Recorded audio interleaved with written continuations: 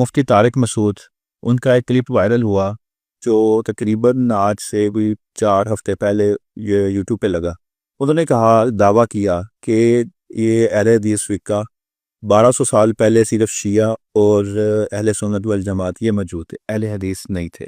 پھر انہوں نے کہا کہ یہ زیادہ خطرناک فرقہ کی خطرناک اس حوالے سے کہ یہ ڈائریکٹ حدیث کو ہم فالو کرتے ہیں۔ اچھا، اہل حدیث کیا ہیں بھائی؟ انہوں نے کہا کہ ہم ڈائریکٹ قرآن و حدیث کو فالو کریں گے، ہمیں کسی کی تحقیق پہ اعتماد نہیں۔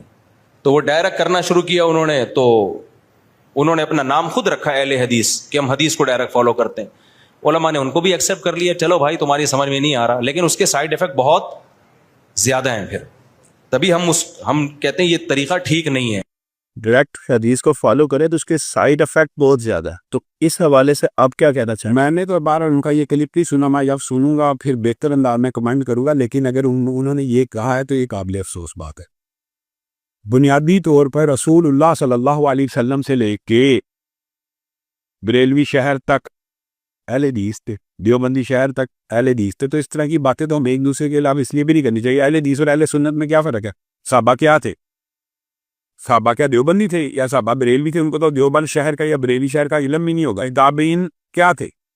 تو رسول اللہ نے بتایا وہ کیا تھے، مان علیہ و صحابی۔ حق کے اوپر ایک ہی گروہ رہے گا، قیامت تک 73 فرقے بنے گے، ایک گروہ حق پہ ہوگا اور وہ صرف وہ کام کرے گا جو میں نے کیا اور جو صحابہ نے کیا۔ اب یہ کہتے ہیں اگر حدیث کو ماننا براہ راست غلط ہے تو صحابہ نے کیا ماننا ہے؟ صحابہ نے رسول اللہ کی حدیث امام ابو حنیفہ رحمہ اللہ سے سمجھی ہے، کسے سمجھی ہے، کس کے اوپر عمل کیا؟ ڈائریکٹ حدیث کے اوپر عمل کیا۔ تابعین نے حدیثوں کے اوپر ڈائریکٹ عمل کیا کہ نہیں؟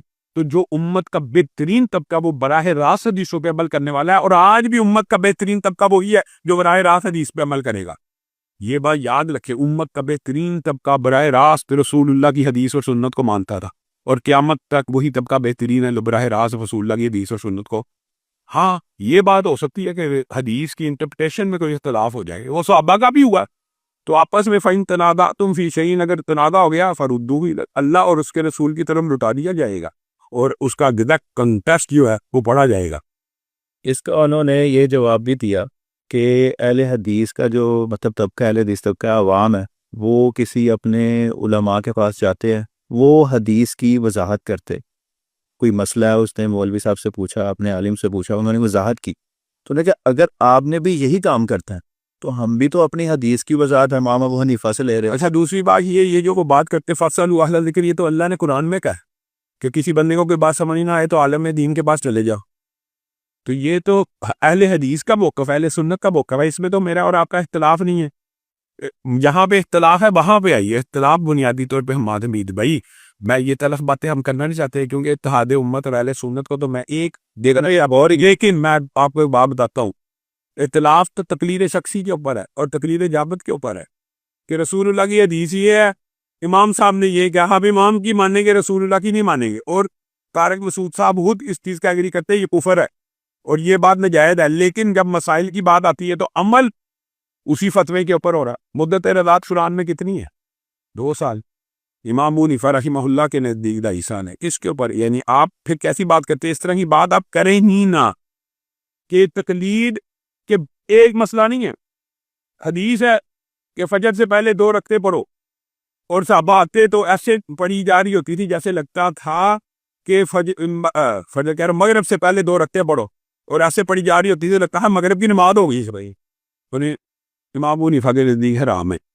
انٹرپریٹیشن کا فرق ہو سکتا ہے، میں انٹرپریٹیشن کے فرق کی بات نہیں کرتا، اور یہ ایک مسئلہ نہیں ہے۔ حالت احرام کے مسائل جو ہیں، فوت ہو جائے اس کے سر کو نہیں ڈانپنا۔ اب میں کیا کہوں، آپ نے اتنا سینسٹیو موضوع چھیڑ دیا۔ جو مقلد ہوتے ہیں وہ لکھتے ہیں یہ حدیث ہے، یہ حدیث ہے، یہ حدیث ہے۔ 10 حدیثیں لکھی ہیں اور نیچے لکھا یہ ہمارے امام کا قول ہے۔ اب ہمارا فتویٰ یہ ہے کہ ہم امام کو مانیں گے حدیث ہوگی۔ اب بتائیے کوئی جملے، پھر بتائیں۔ وہ بات وہ حدیث سے نکل گئی نا، ہاں اپنی آپ۔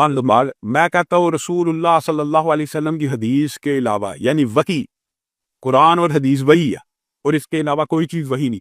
اس کے علاوہ ہر چیز کا انکار کیا جا سکتا ہے، ہر بھی شخص کا انکار کیا جا سکتا ہے، صرف رسول اللہ کی حدیث کا انکار اور قرآن کا انکار نہیں کیا جا سکتا۔ یہی دین ہے، یہی شریعت ہے، اور اسی کے اوپر امت کا اتفاق ہو۔